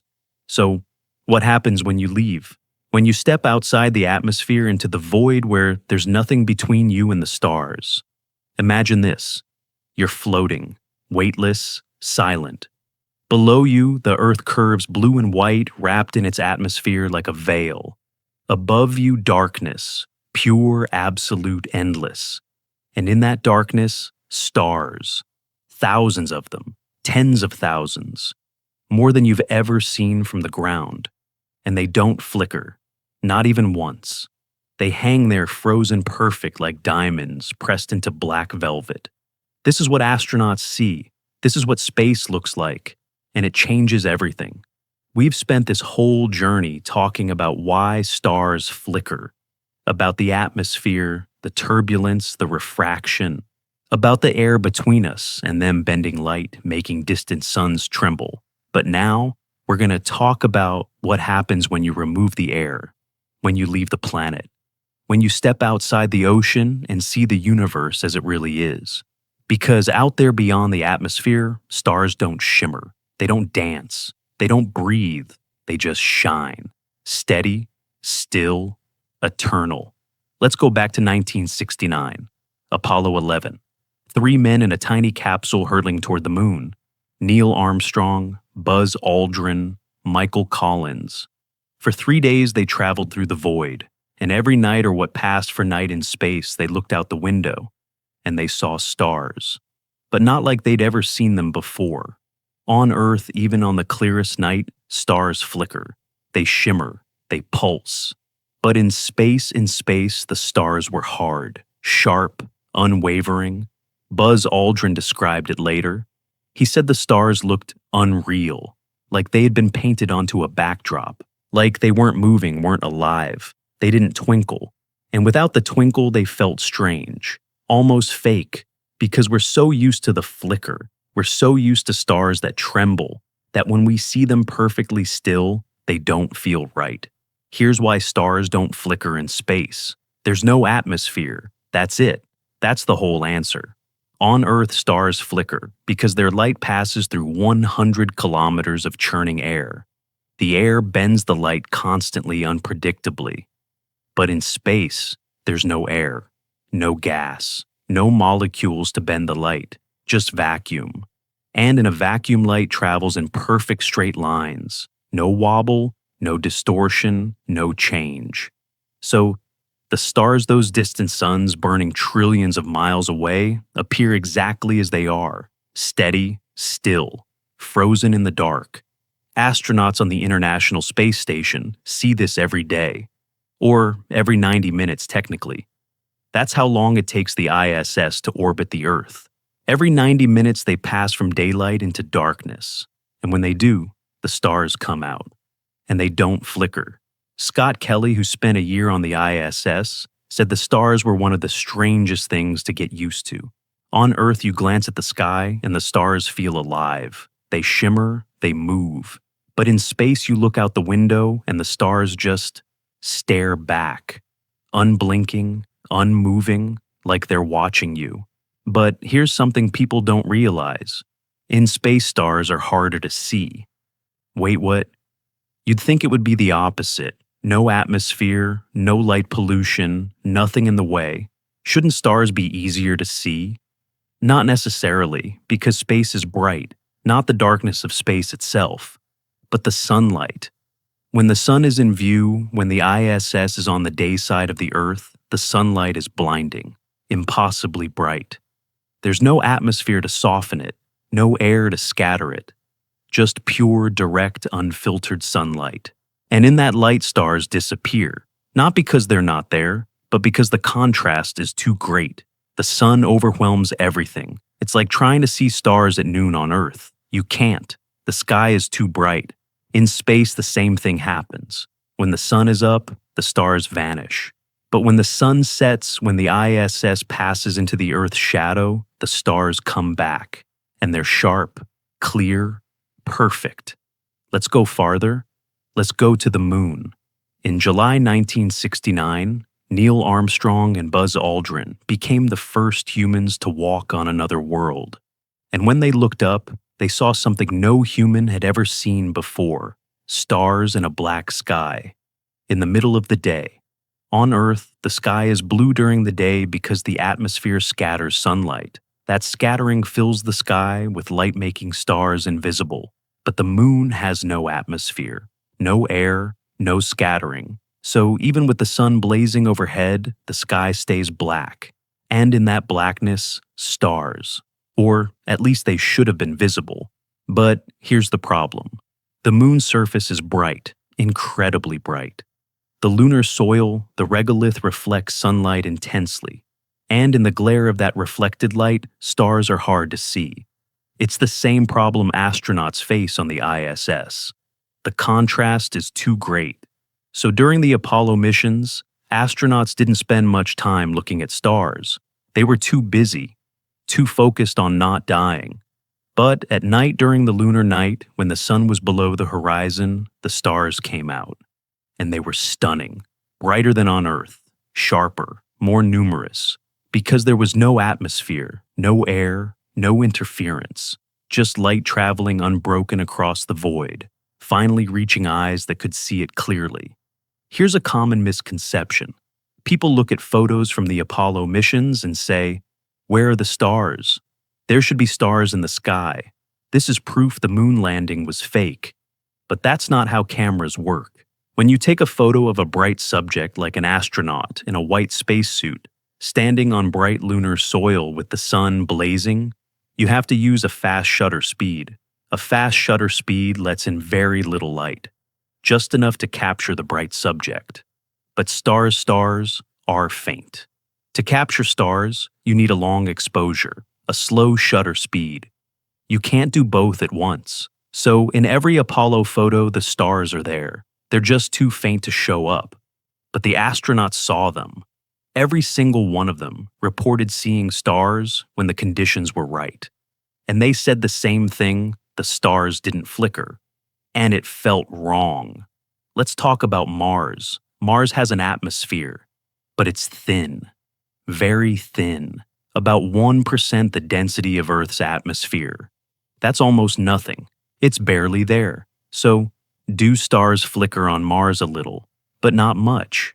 The Mars rover Spirit Opportunity, Curiosity, Perseverance have all taken pictures of the night sky. And in those pictures, stars appear steady, almost perfectly still. There's just not enough atmosphere to create significant turbulence, not enough air to bend the light. So, stars on Mars look more like stars in space than stars on Earth. But here's where it gets interesting. On Mars, you can see Earth, from the surface of Mars Earth is visible as a bright blue star. Not a planet, a star, because Earth is far enough away that it appears as a single point of light. And that light, it doesn't flicker, because Mars's atmosphere is too thin to create the kind of turbulence that makes stars shimmer. So, if you were standing on Mars looking up at Earth, you'd see your home, the entire planet with all its oceans and continents and life as a single steady blue dot. Not flickering, not trembling, just glowing, still and silent in the dark. Now, let's talk about a place with no atmosphere at all. Mercury. Mercury is the closest planet to the Sun. It's small, rocky, heavily cratered, and it has no atmosphere. None. So, what do stars look like from Mercury perfect? Absolutely perfectly still. No flicker, no shimmer, no distortion, just pure, unbroken light. If you could stand on Mercury during the brief moments when the sun wasn't frying you alive, you'd see the sharpest, clearest stars in the solar system. No air to bend them, no turbulence to shake them, just the universe exactly as it is. But here's the trade-off. Atmospheres make stars flicker, but they also make life possible. Mars has almost no atmosphere. Mercury has none. The moon has none. And none of those places can support life. Because atmospheres do more than just bend light. They trap heat. They provide oxygen. They shield the surface from radiation. They make planets habitable. So, yes, atmospheres distort the view. They hide the stars. They make the universe shimmer and blur. But they also let you stand there breathing, looking up, wondering. Without an atmosphere, you'd see the stars perfectly. But you wouldn't be alive to see them. Here's a question. If you could choose perfect unflickering stars, but no air to breathe, or flickering shimmering stars, but the warmth and breath of home, which would you pick? Astronauts talk about this a lot. When they come back from space, they say the same thing. The stars in space are beautiful, but they're cold, distant, lifeless. The stars on Earth flickering, trembling, imperfect feel warmer, more alive, because the flicker is a reminder that you're standing on a living planet, that there's air around you moving, breathing, that you're home. Chris Hadfield, who spent months on the ISS, said this, "In space, the stars don't twinkle." And I miss that.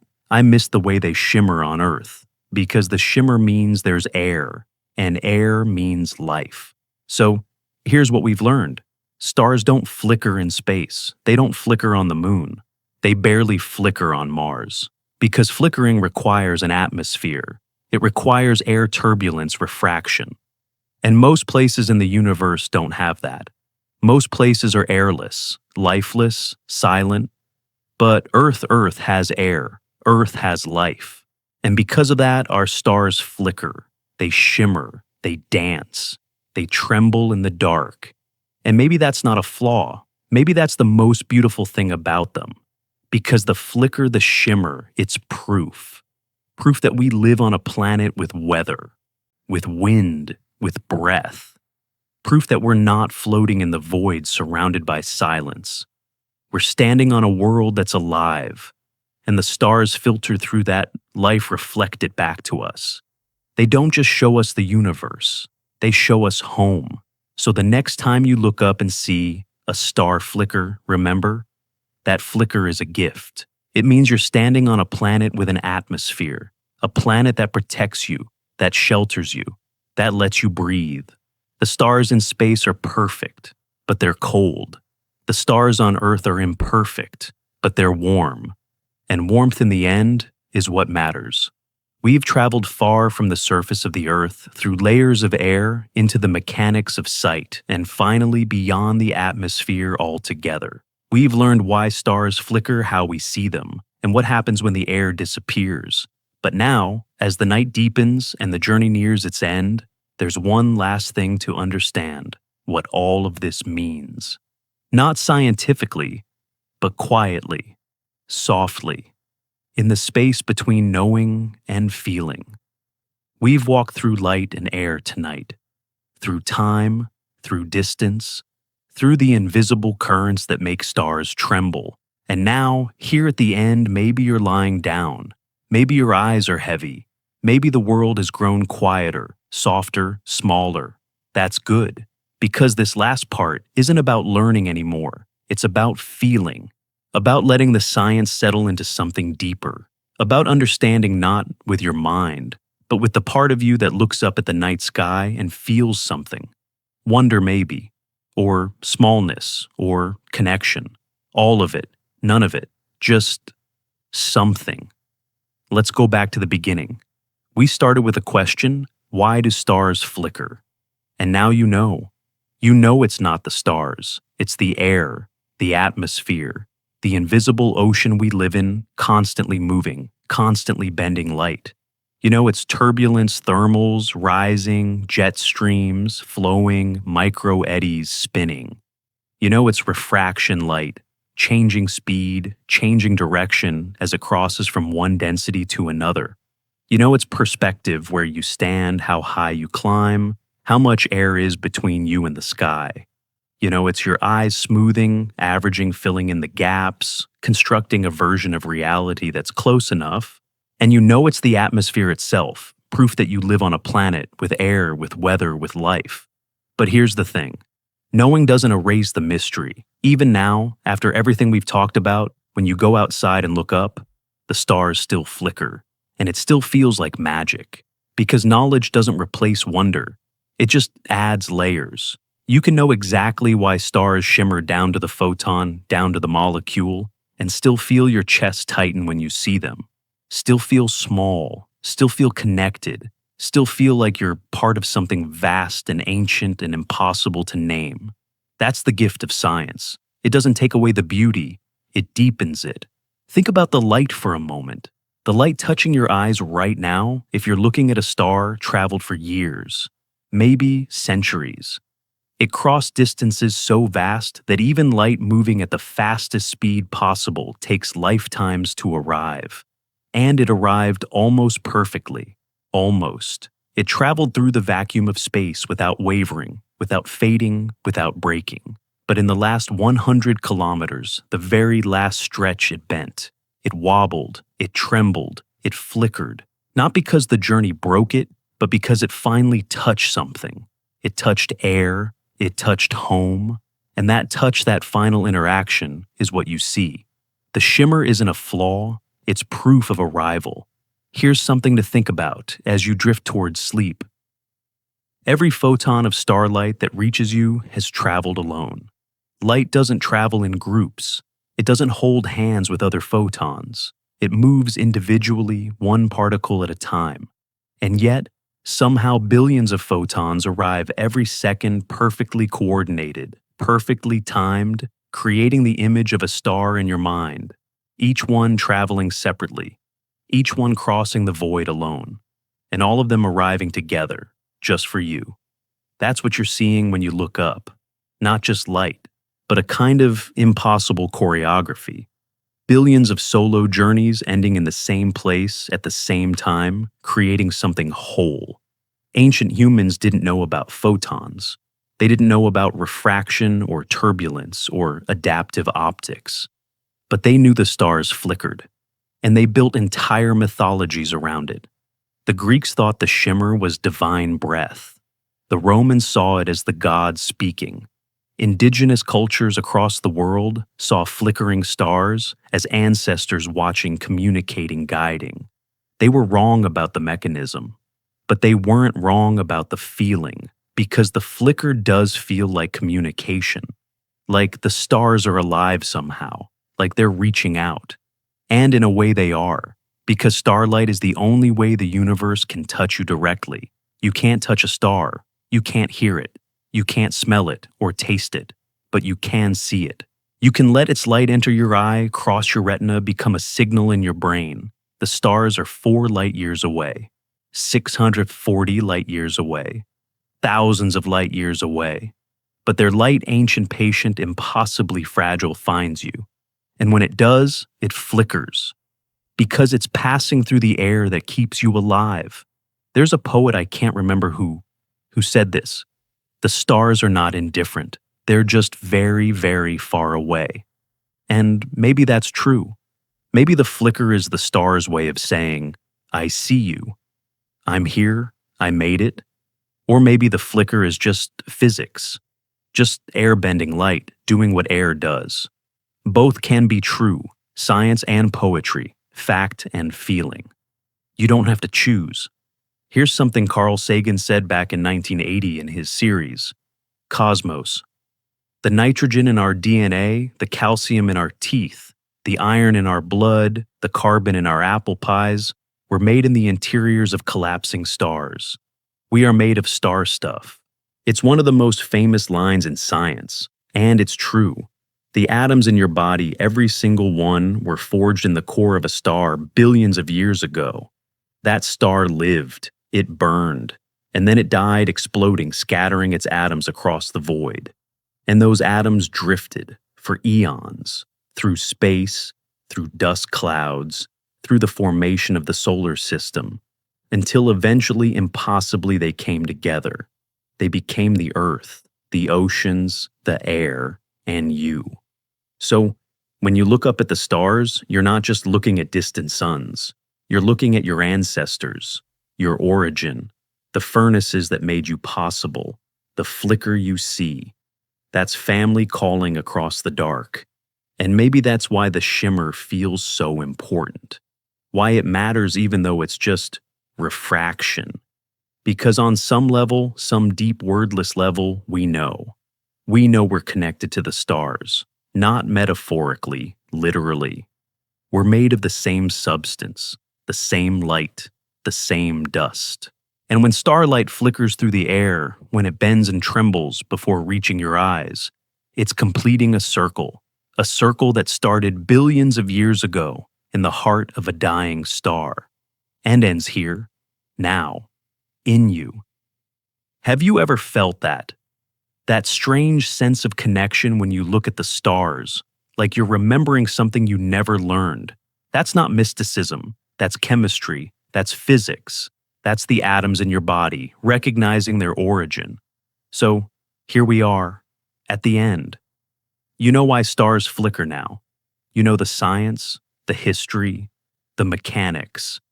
But more than that, I hope you know the feeling.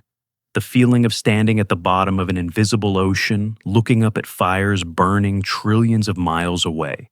The feeling of seeing light that's older than you, older than civilization, older than language. The feeling of watching that light tremble just before it reaches you because it's passing through the air that keeps you alive. The stars don't flicker because they're broken. They flicker because you're home, because you live on a planet with an atmosphere, with weather, with life. And that atmosphere, the very thing that hides the stars, that blurs them, that makes them shimmer, is also the thing that lets you stand there breathing, watching, wondering. You can't have it both ways. You can't have perfect unflickering stars and also have air to breathe. The flicker is the cost and the gift. It's the price of living on a planet that's alive. And it's the proof that you're not alone in the void. You're standing on a world, wrapped in gas, protected, held, and the stars filtered through that protection shimmer just for you. So, tonight, as you close your eyes, as you drift towards sleep, maybe think about this. Somewhere above you right now, starlight is bending.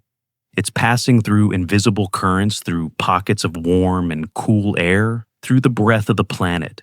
And it's trembling, not because it's weak, but because it's almost home. Because after traveling for years, for centuries, across distances too vast to imagine, it's finally touching something, finally arriving. And that arrival, that shimmer, that's the last dance, the final motion before stillness. Before the light enters your eye and becomes memory, becomes feeling, becomes wonder. We've walked through neurons and dreams, through light and silence tonight. Through centuries of questions and decades of answers, through turbulence and refraction, through elevations and perspectives, through space and time, and maybe knowledge was never meant to be kept, only felt, for a moment, just long enough to change the way you see. The next time you look up, and you will look up because now you'll notice, when you see a star flicker, you'll know It's not the star, it's the air, it's home. And that flicker, that shimmer, that's the universe whispering through the only language it knows: light. Bent by time, softened by distance, trembling in the dark. Sleep well, dream gently. And if you wake in the night and the sky is clear, look up. Let the stars flicker just for you, because they've traveled so far, and you were here to see them. That's enough. That's everything. Good night.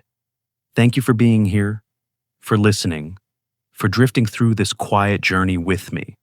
If these slow nights bring you comfort, I'll be here again soon with another story, another question, another soft unraveling of the universe. Until then, rest easy and let the stars keep watch. They've been doing it for billions of years. They're not going to stop now.